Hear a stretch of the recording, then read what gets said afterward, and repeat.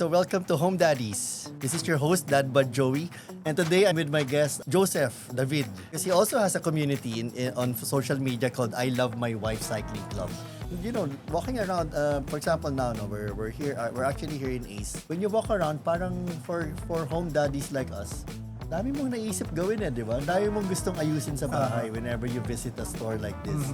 Actually, for us, that's personally, parang relaxing yung pumasok lang dito. Yung tipong wala ka namang planong bilhin, papasok ka lang, browse ka. Yeah. Alam mo yun, tapos nahahawakan mo kasi siya. Yeah, actually yun yung importante, yung tactile niya eh. Oo, nahahawakan mo siya na parang pag hinawakan mo, parang ganda sa grip nito, parang ang sarap i-drill sa pader, yung mga ganun. So parang napaka-relaxing niya. Parang it's also a way para mag-distress kapag nasa loob ka ng Ace Hardware na nakikita mo lahat. And then, they are, talaga, naka-segregate lahat kung ano yung need mo.